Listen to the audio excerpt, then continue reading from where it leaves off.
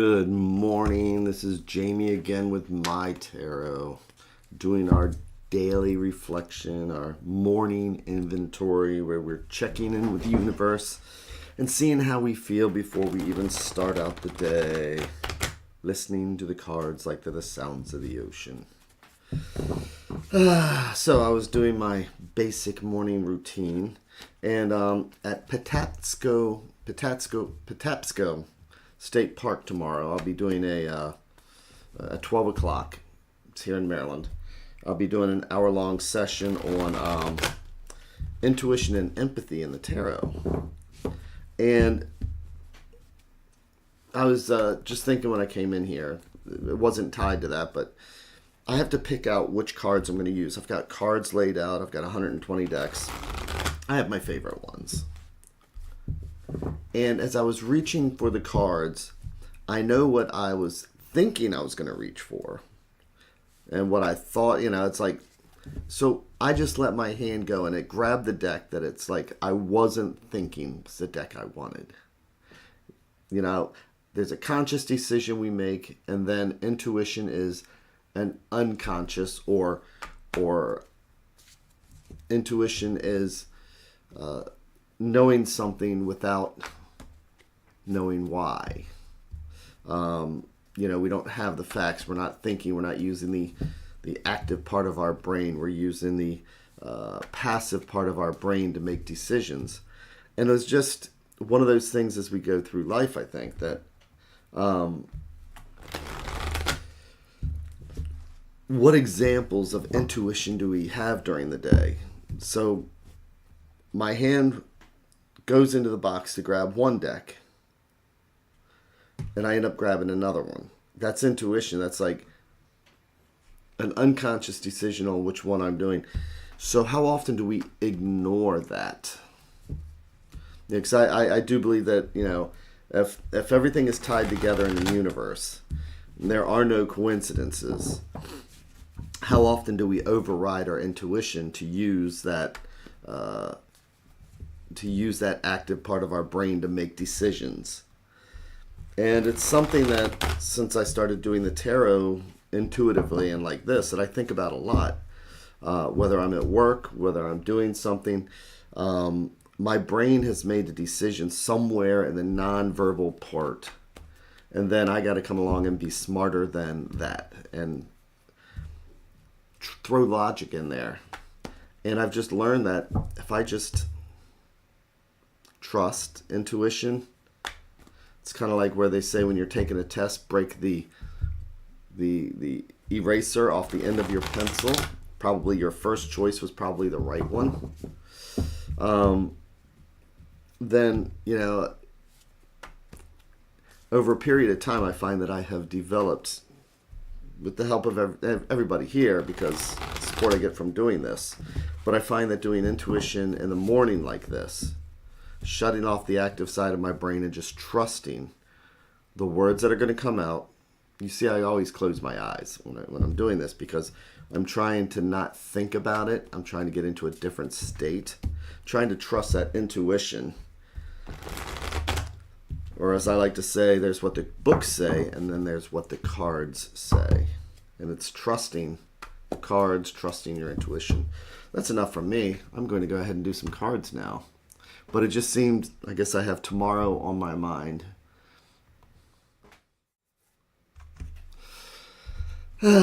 So what do the cards have for us today? So, of course, when I listen to the cards, it's now instinctual. Reminds us to put our feet flat on the floor and to get our butts comfortable, relax our shoulders, take that breath, relax our necks, and see what the universe does have for us.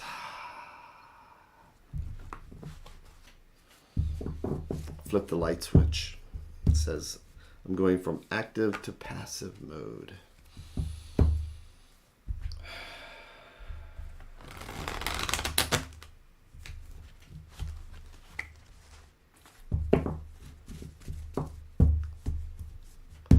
And here are our 3 stacks.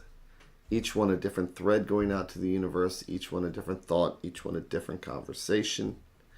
And if you believe in the multiverse, each one of these is like going down a different path, because this conversation is going to be different from this one or this one. And whichever path we choose, there's two conversations that we're going to choose not to have.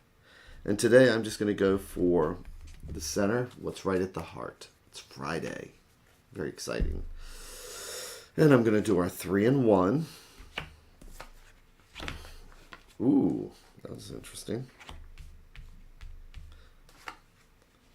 Almost never have cards fall out where I get to see them beforehand. But again, that's just trusting the universe. And things mean things. Things, quote me on that. Things mean things. I just need to start saying that from now on. So I'm going to flip them over, each card, one at a time, like they're the pages of a book.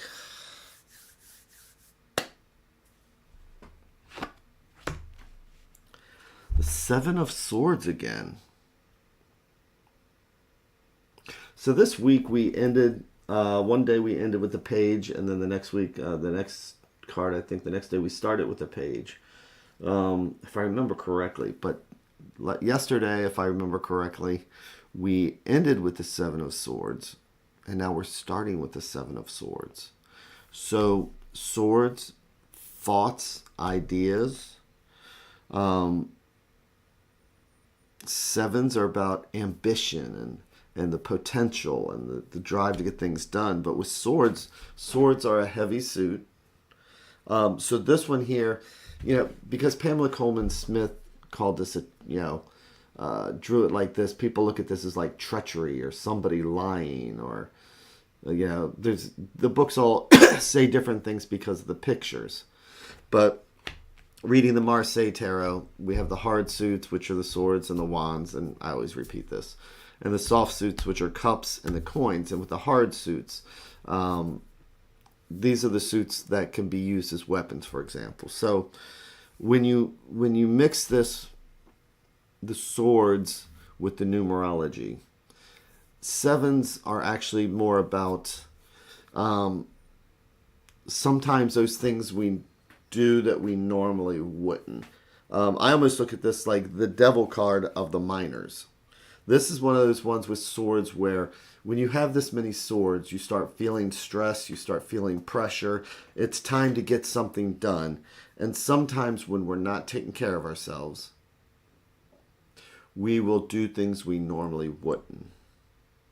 And so sometimes that's how I look at the 7 of Swords, but we don't know who Pamela Coleman Smith has him looking at here. Which is the 10 of Cups. So, in all reality, sometimes we do bad things. We're stressed out. We cut corners. We do things like that. And sometimes it works out.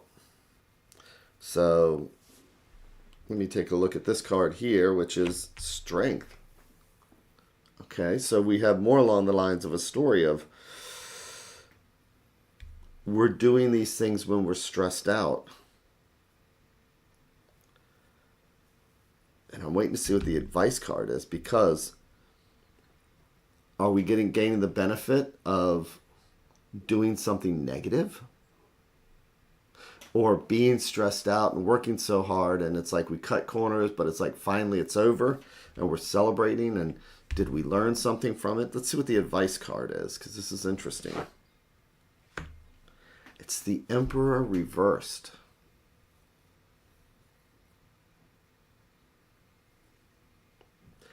The Emperor is the one that gets things done. It's the Emperor who rules the kingdom. It's the Emperor that takes care of the family. It's the Emperor that has to get things done. And this Emperor is reversed. So that is when all that drive and energy turns into, I'm going to do whatever it takes to get things done. I'm going to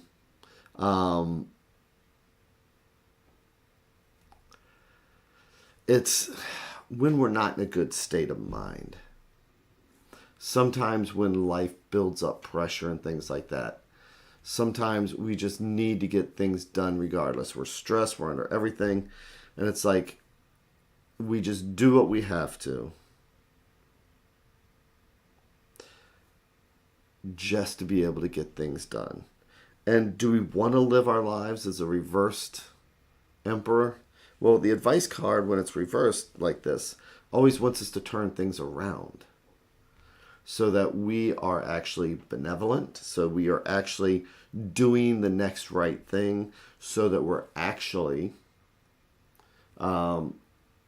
doing things that are not just selfish and self-seeking, but can benefit family, can benefit co-workers, can benefit others. So, one way or the other, whatever it is we're trying to complete, we're going to do it. We're going to do it, and we're going to, yay, the Ten of Cups, happiest card in the deck. So we're going to be relieved that it's finally over. But we're also going to realize that maybe there was a different way to do this. We're going to actually, so if we reflect on this, this is one of those things where we need to get this done regardless. We may have to feel the stress. We may have to feel the pressure. We may have to, we may end up doing things that we normally wouldn't, anger, resentments. Fine, just give it to me. I'll get it done. Fine, I'm going to take these swords over here and I'm going to get this done because, I'm an angry emperor who makes things get done. So I'm going to send this person out to do it. It's just when we finally get sick and tired and say, fine, I'm taking these swords and I'm just going to get it done. And then once it's finally done and we can just release that pressure. And it's like, wow, that was something. But we breathe that sigh of relief. We said we were going to complete it one way or the other. But we learned something from it. Maybe it's because we did, 90% of the work, we did 90% of the work in the last 10% of the time. Because we waited. Oh no, I've got to get this done. Celebrate. It's one of those things where when we procrastinate, when we are doing anything other than what we should be doing, and we're spending and wasting that time, we end up having to do 80% of the work in the last 20% of the time. It stresses us out. We're going to get this work done, but if we had just started doing it when we should have, or if we hadn't created this pressure ourselves, then we wouldn't get to the Seven of Swords. But instead, we're doing 80% of the work in the last 20% of the time, and then that's how we feel. We'll get it done. We're going to do what it takes. We may not be the nicest people while we're doing it, but we're going to reach that finish line. And when we do, we'll breathe that sigh of relief. And the goal here is to reflect on that, learn from it, changing our habits, maybe. Because that's the strength card. The strength card is that inner strength that we develop through, a lot of times through adversity. We develop strength through adversity so that maybe next time we'll just start like the emperor right at the beginning, even if it's boring and we don't want to do it. And then maybe we'll pull a different card for the first time as we go through. We can still gain strength without all the adversity we put ourselves through.